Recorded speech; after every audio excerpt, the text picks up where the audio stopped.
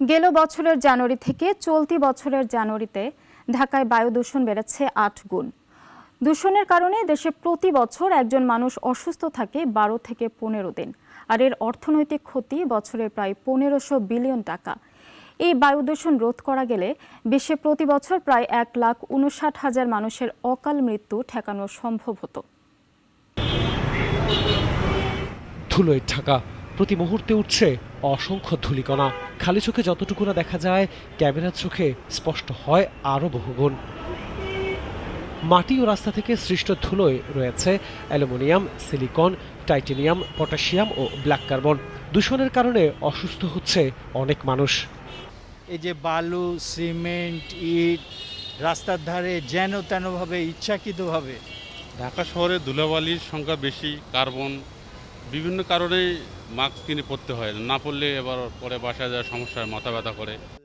বায়ু দূষণ নিয়ে গবেষণা প্রতিষ্ঠান বায়ুমণ্ডলীয় দূষণ অধ্যয়ন কেন্দ্র বলছে, দেশে বায়ু দূষণের কারণে প্রতি বছর আর্থিক ক্ষতি হয় ১,৫০০ বিলিয়ন টাকা। এই বায়ু দূষণ যে ঢাকা শহরের কোনো একটি এলাকায় আছে তা না, ঢাকা শহরের যত্রতত্র করে আমরা নির্মাণ কাজ, সংস্কার কাজগুলো করছি। এটি বায়ু দূষণের অন্যতম একটি কারণ। ঢাকার চারপাশে ইটের ভাটাগুলো বায়ু দূষণ করছে। ঢাকার চারপাশে প্রচুর ইন্ডাস্ট্রি রয়েছে, এরা রিরোলিং মিল সহ বিভিন্ন রকমের কারখানা থেকে বায়ু দূষণ হচ্ছে। যেখানে সেখানে বর্জ্য পোড়াচ্ছি আমরা, সেখান থেকে বায়ু দূষণ হচ্ছে। ঢাকার শহরে চলমান যানবাহনের 1/3 ফিটনেস কমপ্লায়েন্স করে না, এবং জীর্ণ শীর্ণ পাবলিক বাসগুলো সব বিভিন্ন রকম যানবাহন এই ধরনের বায়ু দূষণ করছে। প্রতি বছর শীতকালে দূষণের পরিমাণ বেড়ে প্রায় ঢাকার নাম শীর্ষে উঠে আসে। এবারের শীতেও তার ব্যতিক্রম নয়। উল্টো ২০২৪ সালের জানুয়ারি থেকে ২০২৫ সালের জানুয়ারিতে দূষণ বেড়েছে ৮ গুণ।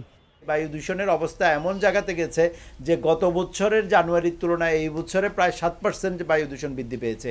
আমরা নভেম্বরে আমরা দেখেছিলাম প্রায় ১০-১২ ভাগ বায়ু দূষণ বৃদ্ধি পেতে। ডিসেম্বরে আমরা অনেকটা হ্যাজার্ডিয়াস একটা মাস আমরা অতিক্রান্ত করেছি। জানুয়ারিতেও আমরা একই রকম অবস্থা লক্ষ্য করছি। আর চিকিৎসকরা বলছেন, বায়ু দূষণ সব বয়সী মানুষের জন্য ক্ষতিকর হলেও শিশু, অসুস্থ, প্রবীণ ও অন্তঃসত্ত্বাদের জন্য অনেকটাই প্রাণঘাতী। এই দূষণ শুধু মানুষের শরীরে প্রভাব ফেলছে না, বরং বিপর্যস্ত করে তুলছে মানসিক স্বাস্থ্যকেও।